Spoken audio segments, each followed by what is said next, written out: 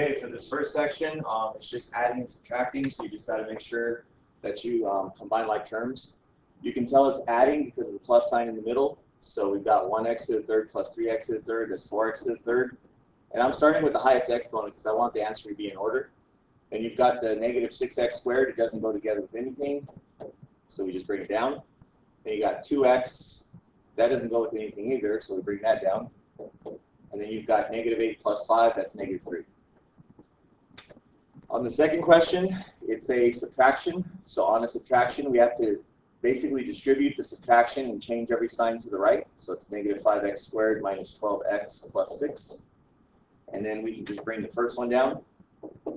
3x squared minus 9x plus 3. And then we combine like terms. So 3x squared minus 5x squared is negative 2x squared. And negative 9 minus 12 is negative 21x. And then 3 plus 6 is 9. So this is now multiply. You've got x squared times x to the third. That means we have to add the exponents. So that's x to the fifth minus 3x to the third, and then plus 4x squared.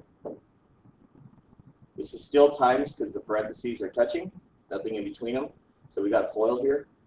12x squared minus 4x plus 21x, and then minus 7, and then we just have to combine like terms. So 12x squared plus 17x minus 7 is final answer. Number 5 is another FOIL question. It's just a little bit longer. So we got 2x times x squared. That's 2x to the third. 2x times x. That's plus 2x squared. And then 2x times negative 4 is negative 8x. And we've got to combine like terms. Actually, we still have to distribute the second part. So negative 3 times x squared is negative 3x squared. And we have negative 3 times x. That's negative 3x. And then negative 3 times negative 4 is plus 12. So we can combine like terms here. So I've got 2x squared, actually minus x squared minus 11x and then plus 12. So synthetic division. Synthetic division is the shortcut for long division. So we just use the numbers in front. So I'm going to use 2, 7, negative 6, and negative 8. And I don't have to use any, actually, start that over. 2, 7, negative 6, negative 8. And I don't have to use any zeros because every exponent is there. There's no gaps or anything. So we take this number and we use the opposite. So it's negative 4. First one drops down, so that's 2. Multiply, negative 8. Combine, negative 1. Multiply, positive 4. Combine is negative 2. Multiply is plus 8. So this means that we have no remainder. To write the final answer, you just take the highest degree and lower it by 1. So it's just 2x squared minus 1x minus 2, and then there's no remainder. Same thing with the next one. This time you can see it goes x to the third, x squared, and then the x is missing, and then it jumps over to the constant 6. So we have to have a 0 for that spot. So 3, negative 2, 0, 6.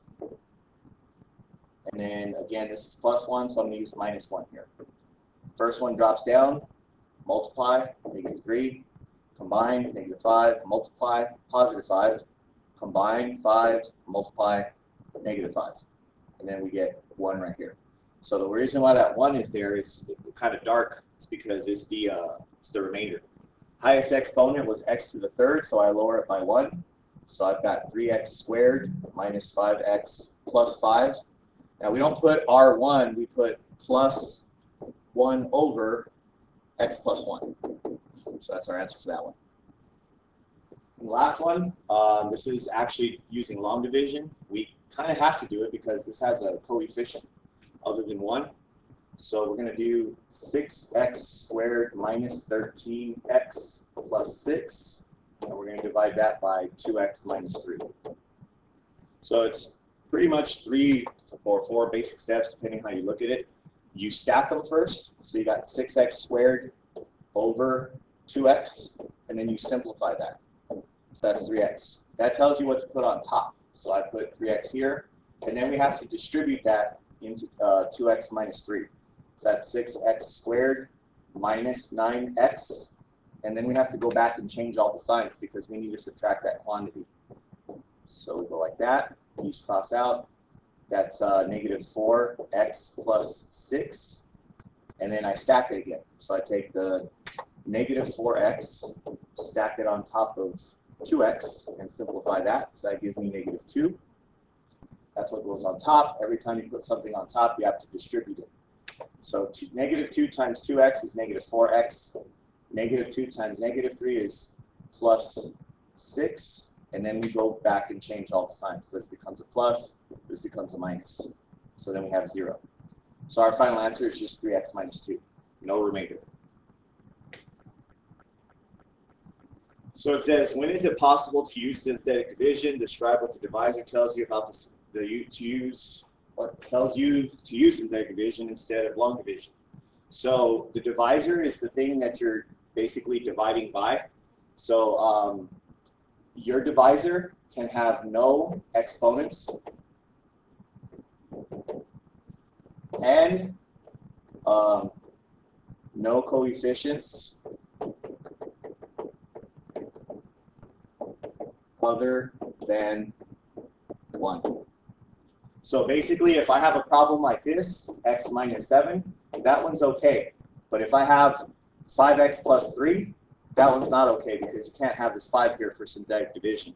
Also, if I had something like x squared plus 2, that one's not okay either because you can't have an exponent.